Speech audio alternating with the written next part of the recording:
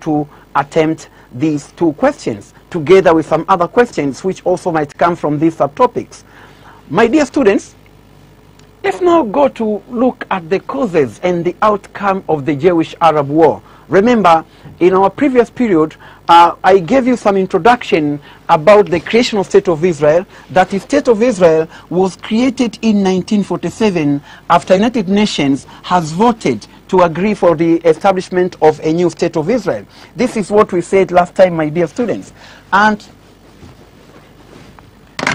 we said that the State of Israel was established in 1947 after United Nations has divided Palestine to form two countries. One country was called Israel and the other country was called Palestine. And in 1948, the first Prime Minister of Israel, David Ben-Gurion, declared the establishment of a new State of Israel. And the establishment of that State of Israel, my dear students, has contributed to the beginning of conflict between the Arabs and Jews. In fact, it started with a war in 1948.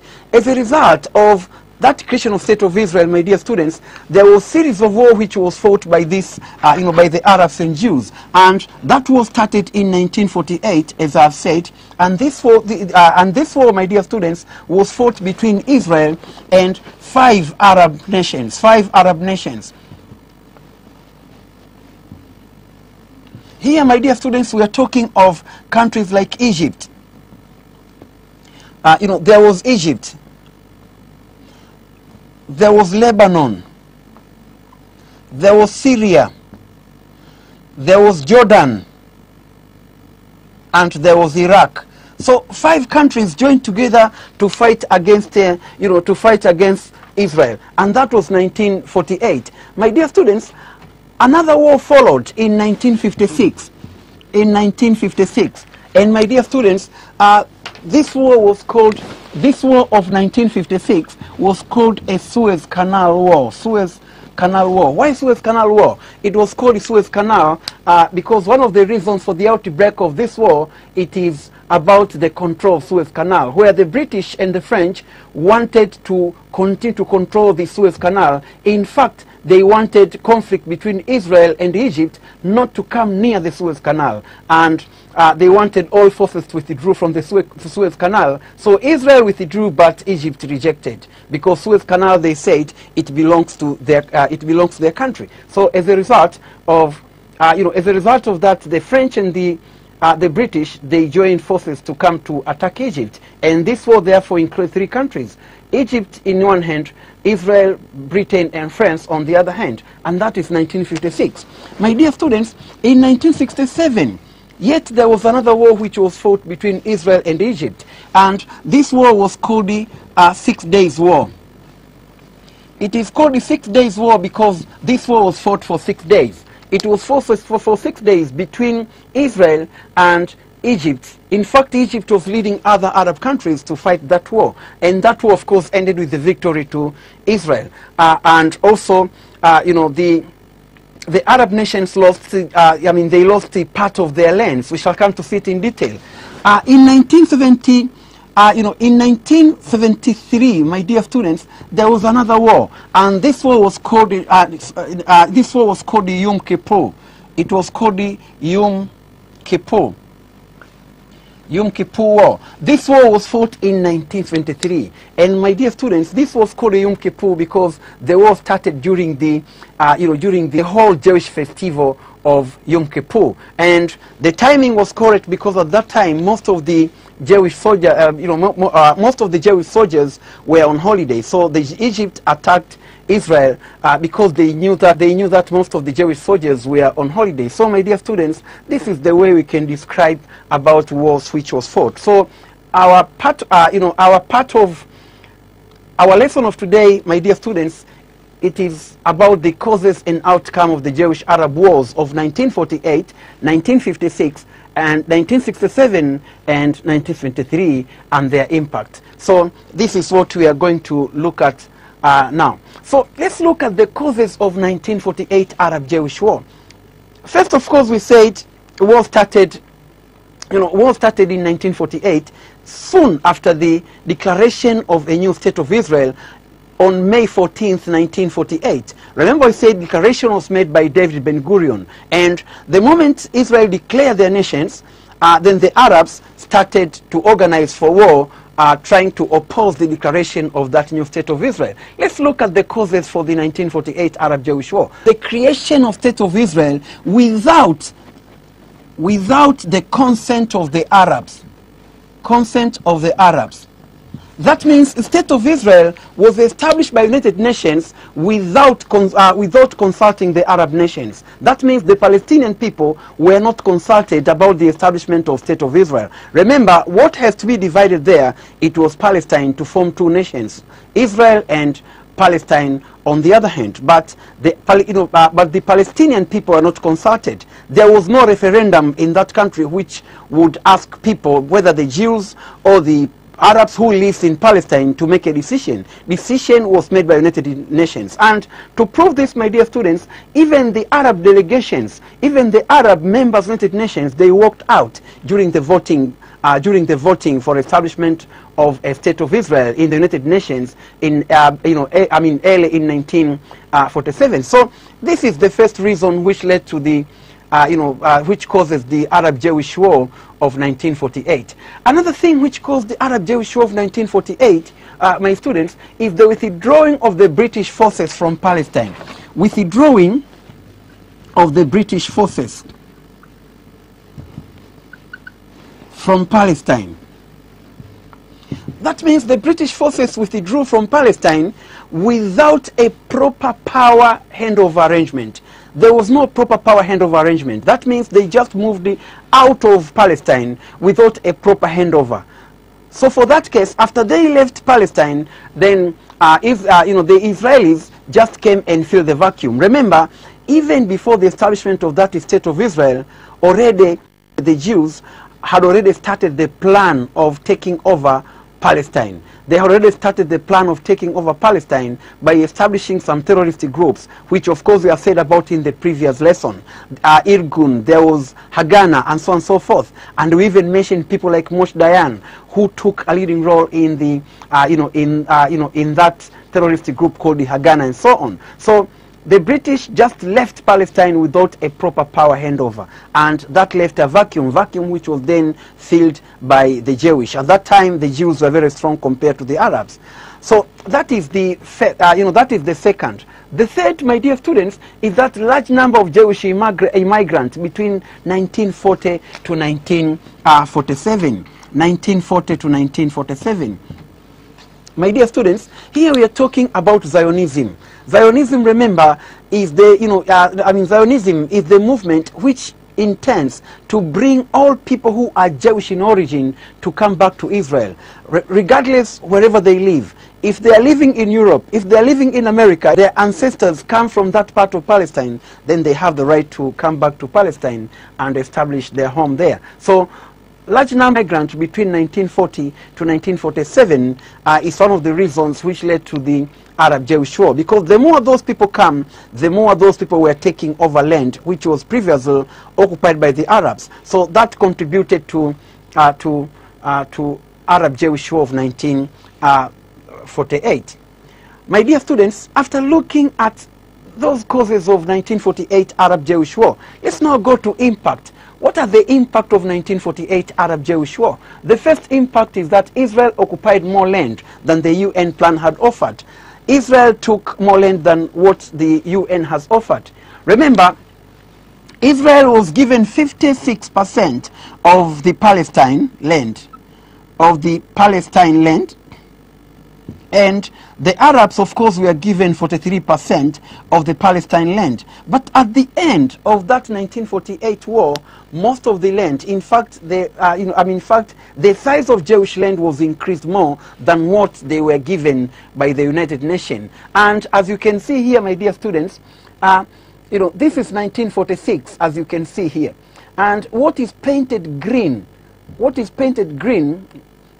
is the Arab land. This is the Palestinian land which was occupied by the Arabs. And what you see, the white color here, represent the Jewish land. So In 1946, before the UN partition, the Jews were living in a very small portion of land. It was just like the dots, as you can see.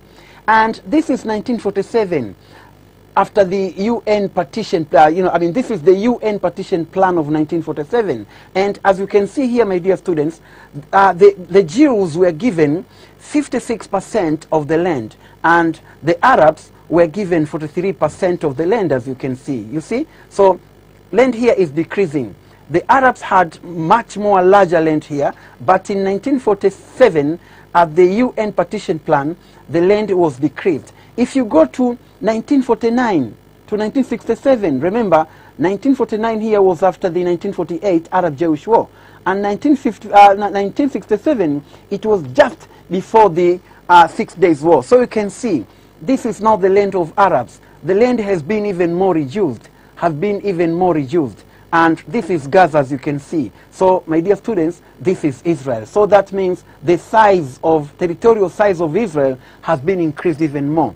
And in 2000, of course, in 2000, this is the way it is. Now the Arabs are living in the dots, as you can see. You know, this is West Bank and this is Gaza. And most of the land has now been taken by Israel. So, so as you can see here, there was the changing borders.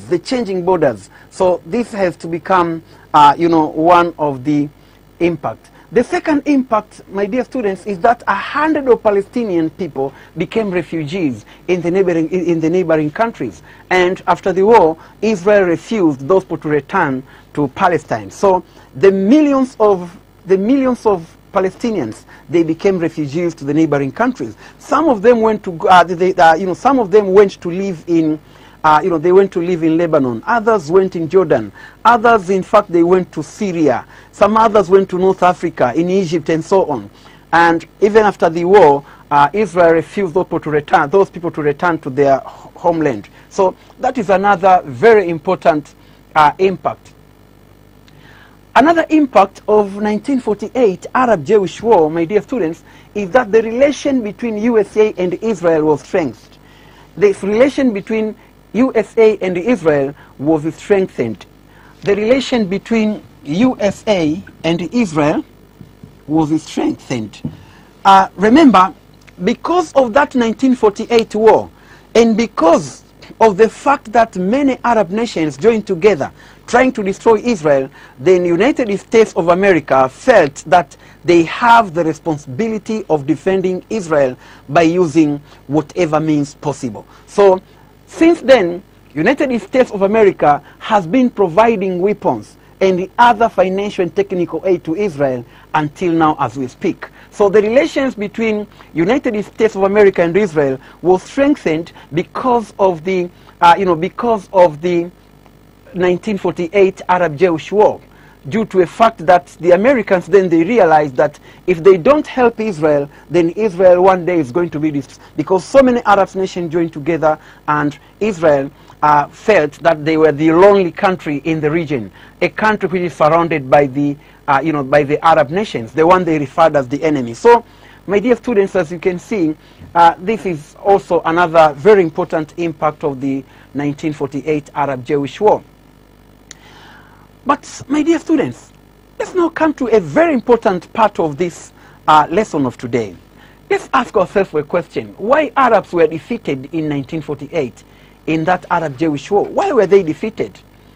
The Arabs were defeated of course, for many reasons, but one reason which is so important, the first reason which is so important here, my dear students, is that the Arab troops were poorly equipped compared to Israel. The Arab forces were very poorly equipped compared to Israel. They didn't have sophisticated weapons. The weapons they were using were very poor, that's one. They were using weapons were very poor. But also, they didn't have the, the army, the Arab army. The Arab army was very poorly trained. And so you could not compare the Arab army and the Israeli army. Israeli army, we said it earlier, they were very experienced because they fought Second World War. And most of them, remember, they have just come back from Europe, where they had a lot of experience. But when you speak of weapons, Israel was receiving weapons from USA. But also, during that 1948 Jewish-Arab War, they received a lot of weapons from Czechoslovakia. A lot of weapons from Czechoslovakia. And so you can, and so as you can see, this then explains why the Arabs were defeated during the 1948 Arab-Jewish War. Another point, my dear students, is that Israel fought desperately to win the war. They fought desperately to win the war regarding to what happened during the Second World War. You remember, my dear students, in our previous lesson, we spoke about the annihilation of Jews, the so-called Holocaust, where the millions of Jews were killed in the gas chamber. So the killing of Jews in the gas chamber, it became a lesson to the Jews. So during that Arab-Jewish War of 1948, they considered that war as a matter of do or die. Do or die in the sense that if they lose the war, they are going to die. And if they win, they are going to live. Because they have the experience of what happened in the concentration camp. And no one among the Jews wanted what happened during that time to happen again. So for that case, my dear students, that's why Jews had fought desperately, because they have to win the war. Another point, my dear students, is that the Arabs were divided. Arabs were divided. King Abdullah of Jordan, for instance, wanted to occupy West Bank.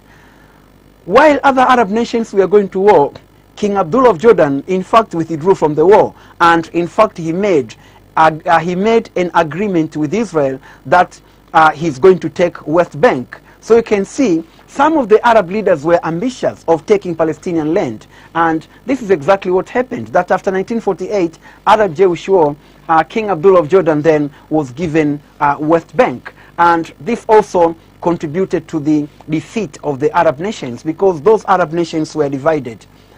Another point is the role of Israel's terroristic group, Hanaga and Irgun. Hanaga and Irgun. My dear students, we said there is this group called Hanaga. This group, we said, has started to operate since 1930s. And there is Irgun, which started early, much more early in 1920s. And these two groups, they were attacking some Palestinian targets. In fact, one time they attacked the Palestinian village, at a time when the war was going on. So for that case, many Palestinian people, therefore, they moved out of their land because of the terror which has been presented by these two groups, Hanaga and Irgun. So this also became one of the reasons why the Arabs were defeated in that war. My dear students, also Israel support from United States of America. Israel support from United States of America. United States of America had been always providing unconditional support to Israel. They were supported unconditionally. And this, of course, is started after the end of Second World War. One of the things that organization do in America, it is lobbying. They lobby. They are, they are conducting lobbying in the Congress and in the executive branch. So United States, therefore, always is providing support to Israel by using, by giving them weapons, giving them money, and so on and so forth. Another reasons for the defeat of the Arabs during that Arab-Jewish War 1948 is the experience of Israelis from the Second World War. I said it earlier, that a lot of Israelis fought the Second World War. A lot of Jews fought the Second World War. Some of them fought particularly with the Allies. They fought with the British. They fought with the French against the Nazis, against Mussolini, and so on. So at the end of the war, most of them had already acquired very, very large experience of, experience of war. So it was not, so it was very simple for them to fight against the Arabs, who were very highly inexperienced. So this also explains why those were defeated. Let's now look at the causes and the impact of 1956 Suez Canal War. The Suez Canal War, as we have said, this war was fought between, Israel on one hand, Egypt on one hand, Israel, France and Britain on the other hand. And the British and the French quarreled with the Egyptian president, Gamal Abdel Nasser, because, over the control of Suez Canal. This is the development of that Suez Canal. Suez Canal, of course, in 1825. You remember time when that Suez Canal was built. Egypt, France, and Britain they had shared in the construction of that Suez Canal, and the British government had been a principal stockholder since 1825. But on 26th of July 1956, Nasser announced that he was taking over the canal to get money to pay the Aswan Dam construction. Remember, he asked for money from the Americans and they refused. So he said he wanted to generate money that will help Egypt to construct the Aswan, the Aswan Dam, Aswan Dam, which was so needed for irrigation and generation of hydroelectric power. On October 29th, 1956, Israel troops invaded Egypt, and just next day, France and Britain claim that they are worried about the damage of the Suez Canal, so ordered soldiers to be far from the Suez Canal. As it was planned, Israel removed their forces, but Egypt rejected, and as it was planned, so Israel complied, but Egypt rejected. So the French and the British, therefore, they started their attack toward the toward the Egyptians and so on. So this is exactly what happened. Let's now look at the causes and the impact of 1956 Suez Canal War. The British and the French soldiers landed near the Egyptian city of Port Said, and the Egyptians struck back by sinking the scores of ships. My dear students, let's now look at the impact of Suez Canal War of 1956. What does this, what impact does this Suez Canal War of 1956 has? The first impact is that Gamal Abdel Nasser assumed the leadership of Arab nationalism.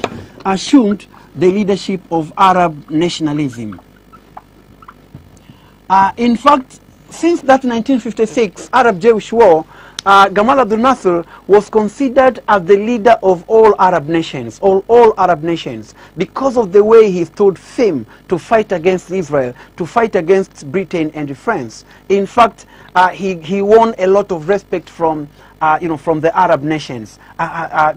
So this is the first very important impact. And remember, this was the time when the Arab nations were either fighting for independence, or some others had already, had just obtained their independence. So they needed somebody who can unite the Arab nations very much more than ever. So Gamal Abdel Nasser, therefore, assumed the leader of Arab nationalism. The second,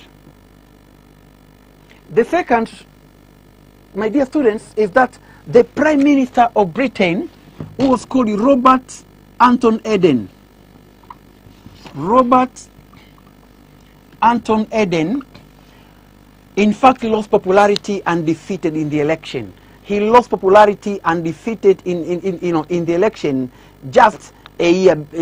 Just a year later. That war was in 1956, and and Anton Eden was defeated in the election in 1957 because of what happened. In fact, the British people were not happy about the involvement of their country in that Suez Canal War, but they were even more unhappy about the defeat of their country in that war. Remember, that war was halted after United States of America, threatened to impose sanctions to France and Britain if they don't stop. And also after USSR had threatened to use nuclear weapons if that war does not stop. So you can see the war ended with the war ended with a lot of shame to the Prime Minister of Britain, Robert Anton Eden, and in fact with a lot of cheer to the former President of Egypt, Gamal Abdel Nasser. My dear students, Robert Eden, who was the Prime Minister of Britain from 1955 to 1956, that means he ruled the country for only 2 years, and he was then forced to resign. Mr. Robert Anton Eden, this is what he said, that the situation created by nationalization of the Suez Canal was the most hazardous that our country has never known since 1940. That it is something that his country has never experienced since 1940. He considered it as very hazardous. Remember, the Suez Canal was very important to Britain because it was an investment which was giving them a lot of money. My dear students, another thing was the growing of Cold War after USSR threatened to use the nuclear weapon if the conflict continued. As we have said, USSR threatened to use nuclear weapon if the conflict continued, and that in fact led to the growing of Cold War. Remember, It was for the first time that USSR and USA, at least, they came into, they came into a terms. They came together to oppose that war between Israel vis-a-vis Egypt, of course, together with the British and the French. My dear students, another impact of that 1956 Arab-Jewish War was the growing relation between Egypt and the USSR. The relations between Egypt and the USSR was very much improved. It was improved because of the way USSR had threatened to use nuclear weapons.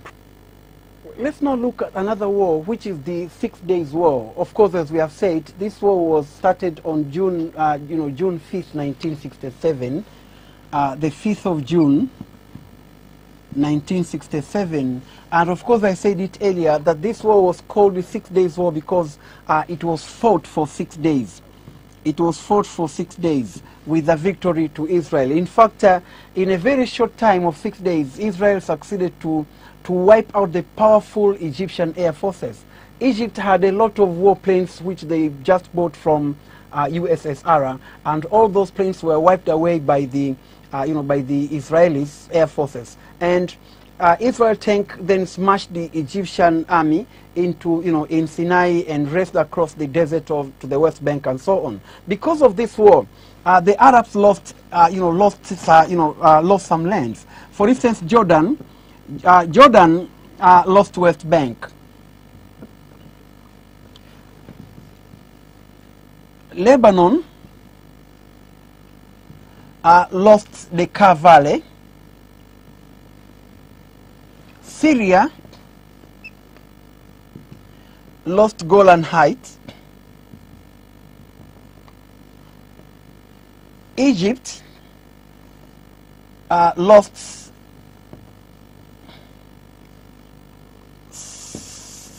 Sinai.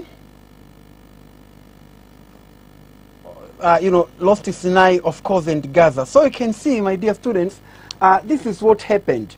This is what happened during that 1967, 6 Days War.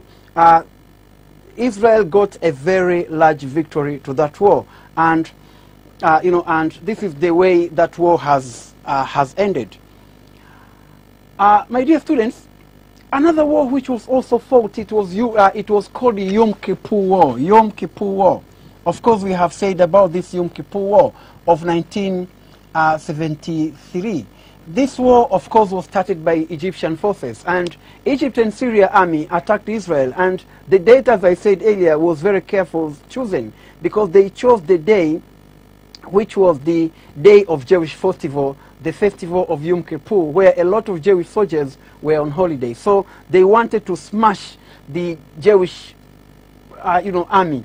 And of course, to some extent, they succeeded. It is the Americans who rushed the warplane and other weapons to replace the ones which have been destroyed in the first fighting. So Israel, after receiving weapons from the United States, they were able to recover and, in fact, take back the areas which were formerly conquered by the Egyptian and Syrian forces. So because of this Yom Kippur War, then it was very clear that the problem between the Arabs and Jews can no longer settled by war. After looking at the impact, the causes and impact of the Arab-Jewish wars of 1948, 1956, 1967 and 1923, let us now go to another very important part of this lesson, the Camp David Accord of September 1978. The Camp David Accord was signed in the United States in September 1978, and it was signed between the Prime Minister of Israel, who was called Menachem Begin, with the President of Egypt, who was Jimmy Carter, and the the peace treaty was signed in Camp David, and that is why the accord was called the Camp David Accord.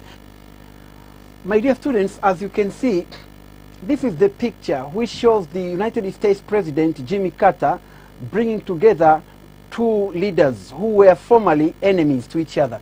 This is Anwar Sadat, and this is Menachem Begin, the Prime Minister of Israel. This is the President of Egypt, and this is the Prime Minister of Israel, just shaking hands with Jimmy Carter of the United States of America.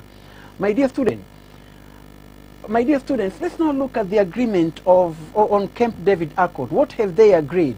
Israel agreed to return Egyptian occupied territories. Remember, we said they have conquered some of the Egyptian territories. And here we are talking about the Sinai areas, and the Sinai areas which was conquered earlier in 1967 war by Israel. So Israel agreed to return that area back to Egypt. But also Egypt was to allow Israel was to allow the Israelis ship to use the Suez Canal. Remember, before that, Egypt did not allow the Israel ship to pass through the Suez Canal.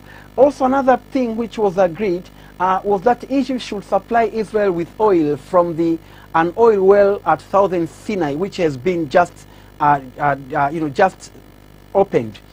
Another agreement was that Egypt and Israel should recognize each other. Remember, these countries had not recognized each other. That means the Egyptians did not recognize the existence of Israel, and Israel as well did not recognize the existence of Egypt. So one among things which has been agreed in that Camp David Accord was for Egypt and Israel to recognize each other. Another thing which was also part of the agreement on Camp David Accords was that Egypt should refrain from using force against Israel. That no matter what happened, Egypt should not use force against Israel. So if anything happened between these two countries, it must be solved through negotiations. It must be solved amicably. This is what has been agreed. And so that became part of the agreement on Camp David Accord. My dear students, let's now look at the effect of the Camp David Accord. What is the effect of this Camp David Accord? The Camp David Accord has the following effect. One, Egypt was expelled from the Arab Leagues by betraying the other Arab nations. Egypt was expelled from Arab Leagues for betraying other Arab nations. Remember, Egypt went to sign that treaty with Israel, bilateral treaty, without including other nations. In fact, other nations did not recognize the treaty that Egypt has signed. So Egypt was considered as the betrayer. But the second thing was that the peace agreement was considered as a victory to the United States due to existing of East-West conflict. Remember, I said earlier in 1956, even the war of 1967, Egypt was very close to USSR. But by Sadat signing treaty with Prime Minister of Israel, Menachem Begin, under the auspice of United States President, it means now Egypt is becoming very close to United States, and it is moving very far from USSR. So to the Americans, it was a victory, especially looking back to that East-West conflict, looking back to the Cold War situation. So that is another very important effect. Another thing is that the PLO, the Palestine Liberation Organization, was expelled from Egypt and Lebanon. They were in Egypt and Lebanon, but they were expelled. They were expelled because of one of the conditions which was put by Israel, that they should not host the Palestinian terrorists. Remember, the PLO to the Israelis were regarded as the terrorists. So Egypt agreed by expelling the Palestinians who were in Egypt, and also Lebanon also did the same, because they realized that the more the Palestinians live in their country, the more Lebanon is likely to be attacked by to be attacked by Israel. And because now Egypt has a treaty with Israel, then Lebanon, so Lebanon feared that they don't have any other country to defend in case it is attacked by Israel. Another effect is the signing of peace treaty between Egypt and Israel, which fought 4 times since the creation of that state of Israel. Another effect of that accord was the signing of the treaty between Egypt and Israel. In fact, this is supposed to be the first. And remember, these two countries were two traditional enemies, which went to war 4 times. We mentioned 1948, 1956, 1967, and 1973. Another effect of Camp David Accord, my dear students, is the assassination of President Anwar al-Sadat by Muslim Brotherhood, who claimed responsibility. Sadat was killed. Why? Because they blamed Sadat that he has betrayed the Arab cause. He has betrayed, his fellow Arab nations by signing the treaty with Israel. So Sadat was assassinated, in Cairo, and this also is one of the effects of the Camp David Accord. Another effect is the establishment of USA-Egypt relations. USA-Egypt relations was established. In fact, it was strengthened. And Egypt started to receive some military and financial aid from the United States of America ever since. Also, Egypt regained the occupied territories. Of course, I've said about this. They were able to get back the areas which were earlier conquered by Israel during the 1967 war and 1923 war. Another effect, my dear students, is that it laid down a foundation for future peace agreement. It laid down a foundation for future peace agreement. We know that after that 1928 Camp Davis Accord, there were some other agreements which had been made by the Arab leaders. There was peace agreement between Yasser Arafat and Menachem Begin, as we shall come to see about it later. Another thing, my dear students, is that as you can see, my dear students, this is the list of peace agreement which has been made ever since. There is Camp Davis 1, 1928, 1929. Jimmy Carter, remember, he bring together Sadat and Begin. But there was also Madrid Conference of 1991, where George W. Bush brought together the Israelis and Arabs together. Also, there is Oslo Accord of 1993. Bill Clinton, the President of the United States of America, brought together Yasser Arafat and Yitzhak Rabin. Also, another one was Camp Davis of 2000 summit. This also, Bill Clinton again brought together Arafat and Ehud Barak. So, my dear students, as you can see, this is the list of peace agreement. So the effort has been made. But very recent, there was roadmap. George W. Bush introduced the roadmap, of course, to peace in the Middle East.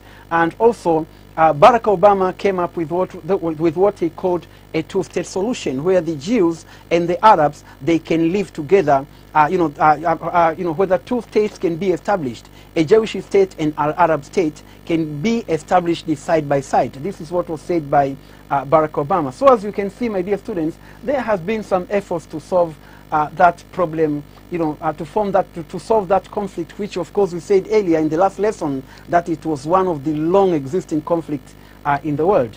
But unfortunately, until now when we speak, there is no, there is no success to this effort. My dear students, let's very quickly look at the causes of the Middle East crisis. We have got the land questions, the issue of land. We have got the question of religion, Jewish expansionist policies, we've said about it, impact of Cold War, strategic reasons, weakness of United Nations, role of imperialists, and so on and so forth. My dear students, let's now break for a while and we'll be back for the answering questions that I gave you earlier. Welcome back, my students. Remember, earlier in our, when we started our lesson of today with some questions, and let's now look at the answers to the question that I gave you. And I believe that also you have gone through this question and probably you have the answers as well. So let's look at the first question. The conflict between Arab and Jews has the far-reaching effect that goes beyond the disputed areas. Substantiate this statement. That means the conflict between these two countries, between the Arabs, we are talking of the, Arabs and Jews. But our reference should be made in the Palestinians and the Jews. Palestinians and the Jews. Palestine and Israel. That conflict goes beyond, they goes beyond the borders of these two countries. They have the far-reaching effect that goes beyond the disputed areas. Disputed area here, my dear students, we are referring to, Palestine, the area which has the conflict. So it goes beyond. So let's look. How can you substantiate? How can we prove that, yes, that conflict has gone beyond? One is the political instability in the Middle East region. There is no peace in the Middle East region, my dear students. If you go to Iraq, you are going to find war. If you go to Lebanon, you are going to find war. If you go to Syria, there is a war. And in fact, the conflict the wars which is fought in this area, they are very much linked with the problems which started between the Arabs and Jews, in those years, in 1948. The second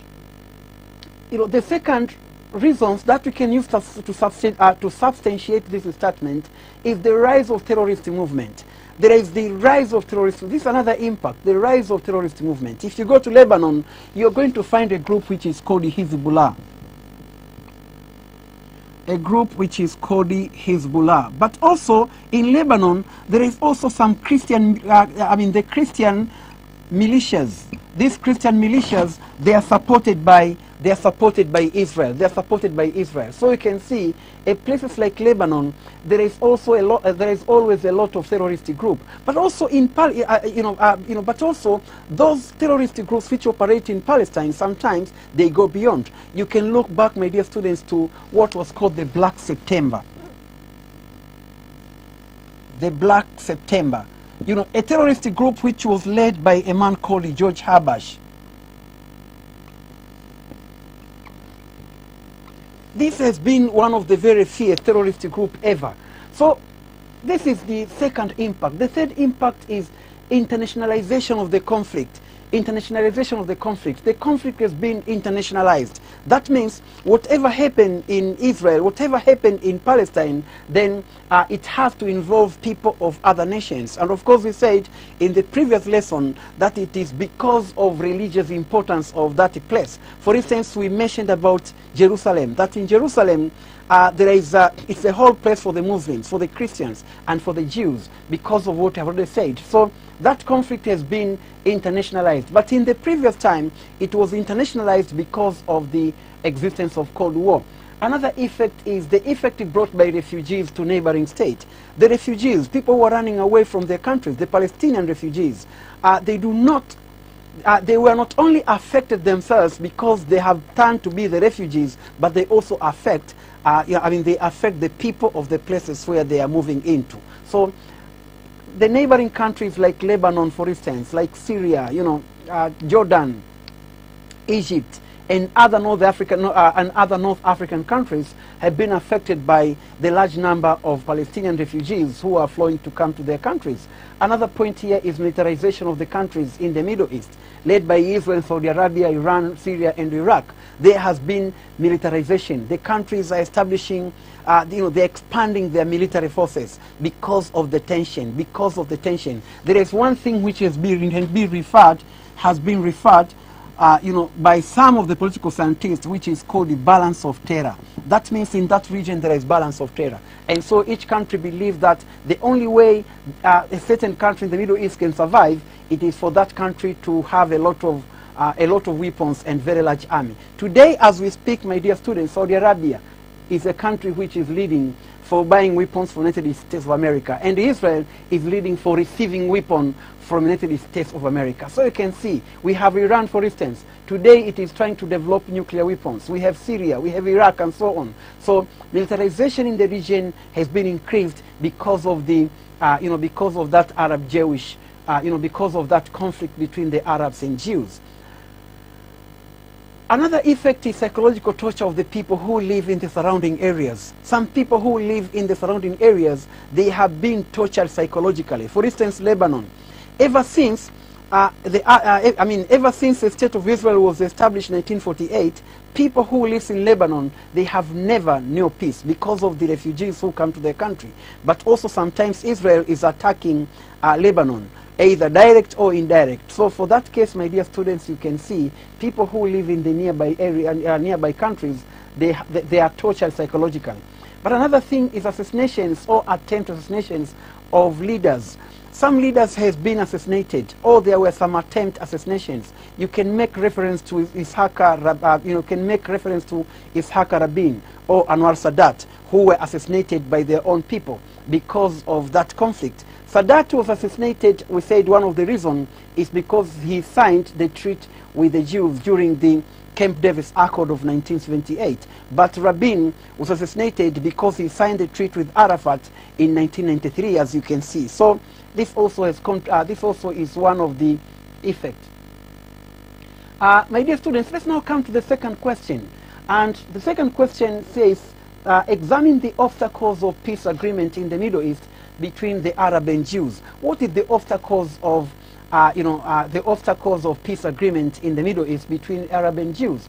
The first is the land question. There is this issue of land. If you talk to the Jews, they believe that that land belongs to them because it's because it's a promised land. But the Palestinians also can claim that that land belongs to them because it's the land of their ancestors. So there is this question of land. But most important also the issue of land, you can also speak of the status of Jerusalem, which of course we said United Nations in 1947, when it was partitioned Palestine to form Israel, they declared Jerusalem to become an international city or a no man's land because of its historical importance. So this is the first